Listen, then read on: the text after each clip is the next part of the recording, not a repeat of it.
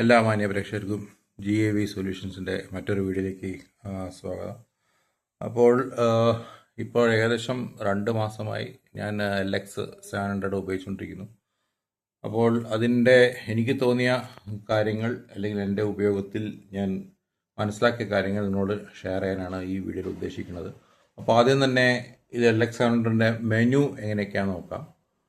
അപ്പോൾ ഇതാണ് അതിൻ്റെ മെനു. ആകെ അധികമൊന്നുമില്ല, കുറച്ചൊരു പഴയ രീതിയിലുള്ള ഒരു മെനു സിസ്റ്റമൊക്കെയാണ്. ഓക്കെ, അപ്പോൾ ആദ്യം തന്നെ ഇമേജ് സെറ്റിങ്സ് എന്നൊരു ഓപ്ഷനിലേക്ക് കാണാം.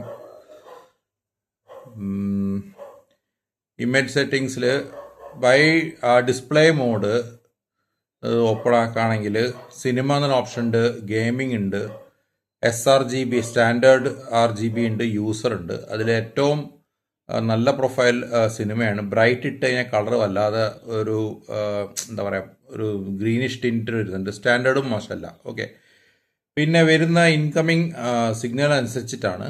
HDR സിഗ്നൽ ആണെങ്കിൽ അത് ഓട്ടോമാറ്റിക്കായിട്ട് HDRലേക്ക് പോകും. നേരത്തെ ഞാൻ പറഞ്ഞിരുന്നു എൻ്റെ എല്ലാ സോഴ്സും HDRലാണ് പ്ലേ ചെയ്തുകൊണ്ടിരുന്നത്. അപ്പോൾ അതിൻ്റെ സൊല്യൂഷൻ ഞാൻ കണ്ടുപിടിച്ചു.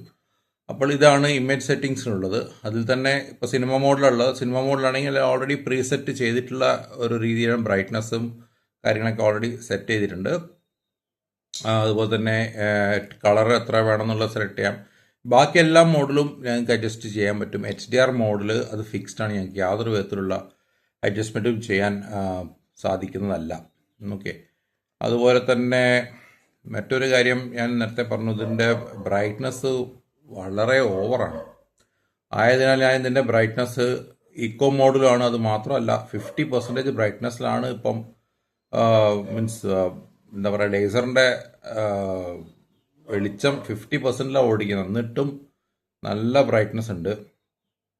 ഓക്കെ, അപ്പോൾ ഇതിൽ തന്നെ ഈ അൾട്രാ ഫാസ്റ്റ് ഇൻപുട്ട് അത് ഗെയിമിങ്ങിനുള്ള ഒരു ആസ്പെക്റ്റാണ്. ഞാൻ ഗെയിമിംഗ് നോക്കാത്തതുകൊണ്ട് ഞാൻ ആ ഭാഗം നോക്കുന്നില്ല. അതുപോലെ തന്നെ 3D ചില സമയത്ത് മാത്രമേ 3D അത് എടുക്കാൻ പറ്റുന്നുള്ളൂ. ബ്ലൂറേ പ്ലേ ആണെങ്കിൽ ഓട്ടോമാറ്റിക് 3Dയിലേക്ക് പോകും.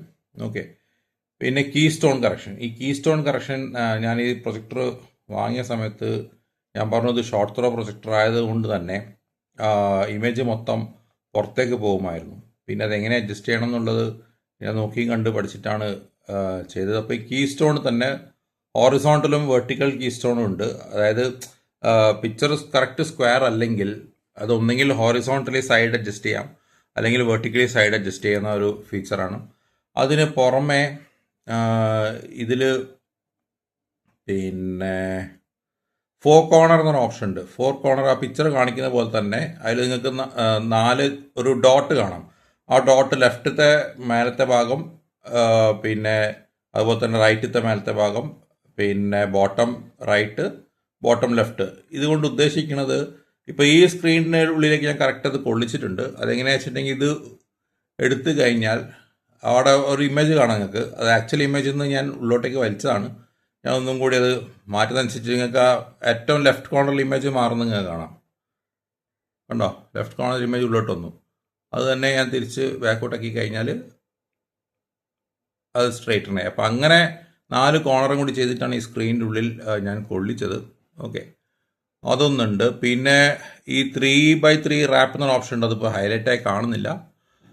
ഓക്കെ, ഇതിപ്പോൾ ഞാൻ റീസെറ്റ് അമർത്തി കഴിഞ്ഞാൽ വീണ്ടും എല്ലാം പഴയമാതിരി അത് മീൻസ് സ്ക്രീനിൻ്റെ പുറത്തേക്ക് പോകും. ഓക്കെ, അപ്പോൾ ഇതിൽ 3D ബൈ ഡിഫോൾട്ട് ഇതിൽ ഹൈലൈറ്റഡ് അല്ല, മീൻസ് സെലക്ട് ചെയ്യാൻ പറ്റുന്നില്ല. അത് എന്താ സോഫ്റ്റ്വെയറിൻ്റെ ഇഷ്യൂ ആണെന്നാണ് ഞാൻ മനസ്സിലാക്കിയത്. ചില സമയത്ത് കിട്ടും, ചില സമയത്ത് കിട്ടില്ല. ഓക്കെ, അപ്പോൾ ആ സെക്ഷനിൽ അത്രേ ഉള്ളൂ.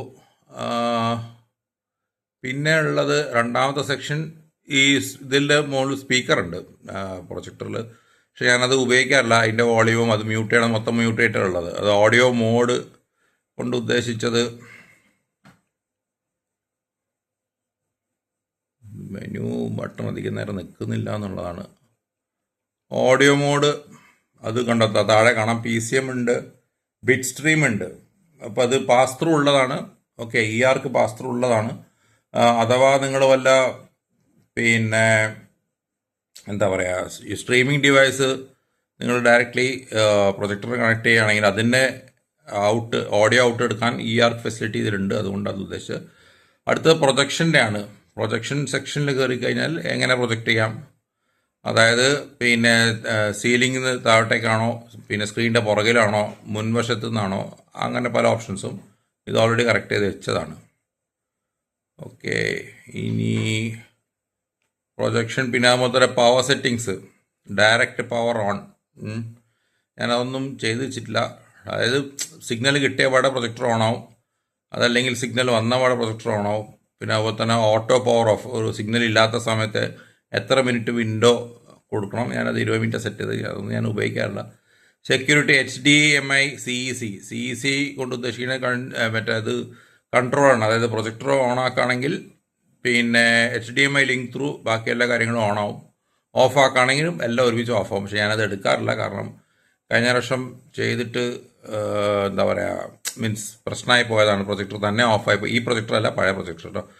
ടെസ്റ്റ് പാറ്റേൺ എടുത്തു കഴിഞ്ഞാൽ ഓഫാണ്.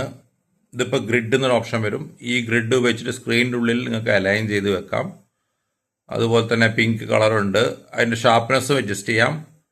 വൈറ്റ് ഗ്രിഡും ഉണ്ട്. ഓക്കെ, അതുപോലെ തന്നെ ഇതുണ്ടോ, പ്യോർ വൈറ്റ്, അതിൻ്റെ വെളിച്ചം. ഓക്കെ, ഇത് കളർ അഡ്ജസ്റ്റ് ചെയ്യാൻ വേണ്ടിയിട്ടാണ് ടെസ്റ്റ് പാറ്റേൺ. ഇത്രയാണ് ഗ്രിഡിനുള്ളിലുള്ളത്.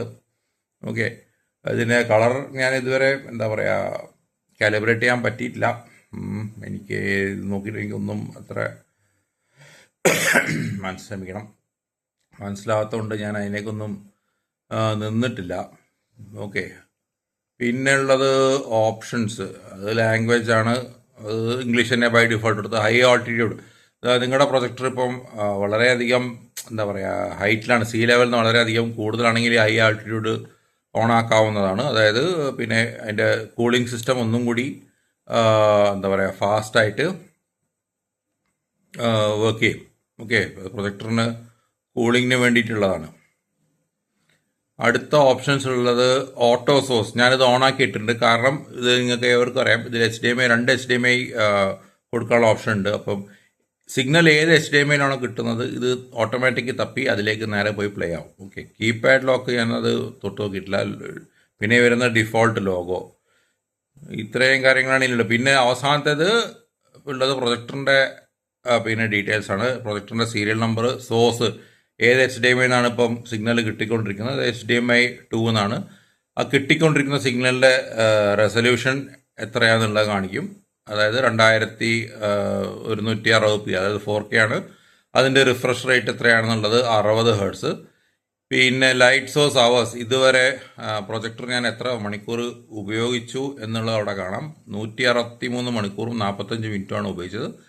ഇപ്പം ഉപയോഗിച്ചുകൊണ്ടിരിക്കുന്ന ഡിസ്പ്ലേ മോഡ്, അതായത് സിനിമയാണോ HDR ആണോ എന്നുള്ളത്, ബ്രൈറ്റ്നസ് മോഡ് ഇതിലാണ് ഓടുന്നത്, പിന്നെ ഫേംവെയർ വേർഷൻ, ഇത്രയും കാര്യങ്ങളാണ് ഇതിൻ്റെ സെറ്റിങ്സിലുള്ളത്. അപ്പോൾ ഇത് സിസ്റ്റത്തിൻ്റെ ഫേംവെയർ CO2 എന്നുള്ള ഫേംവെയറിലാണ് ഓടുന്നത്.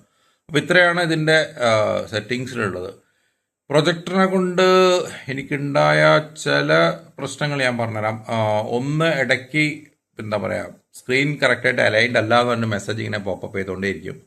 ഓക്കെ, അതൊരു പ്രശ്നം. പക്ഷെ അത് വല്ലപ്പോഴേ ഉള്ളൂ കേട്ടോ. ഒന്നത്. രണ്ടാമത്തത് മീൻസ് എനിക്ക് 2 പ്രാവശ്യം ഈ 2 മാസത്തിനിടയ്ക്ക് പ്രൊജക്ടർ ഒന്ന് ഫ്രീസ് ആവുക എനിക്കതൊന്നും ചെയ്യാൻ പറ്റില്ല, ബാക്കോട്ടും ചെയ്യാൻ പറ്റില്ല, മുന്നോട്ടും ചെയ്യാൻ പറ്റില്ല. അപ്പോൾ അത് മൊത്തം പവർ ഡൗൺ ചെയ്യേണ്ടി വരും. 2, പിന്നെ റിമോട്ടിൻ്റെ കാര്യം പറയുകയാണെങ്കിൽ റിമോട്ട് ബാക്കിലിട്ടൊക്കെയാണ്, പക്ഷേ ചിലതിനൊന്നും ഡെഡിക്കേറ്റഡ് ആയിട്ടുള്ള ബട്ടൺസ് ഇല്ല. ഫോർ എക്സാമ്പിൾ 3D ഒക്കെ എടുക്കണമെങ്കിൽ നല്ല പണിയും. ഇപ്പോൾ ഞാൻ പറഞ്ഞല്ലോ, അത് ഇങ്ങനെ കാണിക്കാന്നല്ലാണ്ട് 3Dയിലേക്ക് അവിടെ പോയി ഇമേജ് സെറ്റിങ്സ്, കളർ മോഡ്,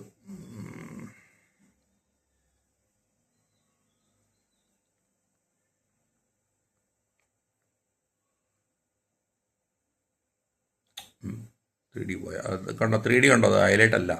പക്ഷേ നേരെ മറിച്ച് പിന്നെ ബ്ലൂറേക്ക് ഇടുമ്പം ഓട്ടോമാറ്റിക്കായിട്ട് അത് 3Dയിലേക്ക് പോകും. ഓക്കെ, അപ്പോൾ ബൈ ഫാർ ഈ അല്ലറ ചില്ലറ ഇഷ്യൂസ് അല്ലാതെ പ്രൊജക്ടറിൽ ഐ എം ഹാപ്പി, കുഴപ്പമില്ല. പിന്നെ ഈ പറഞ്ഞ പോലെ നെറ്റിൻ്റെ സ്പീഡ്, അത് മറ്റൊരു കാര്യമാണ്.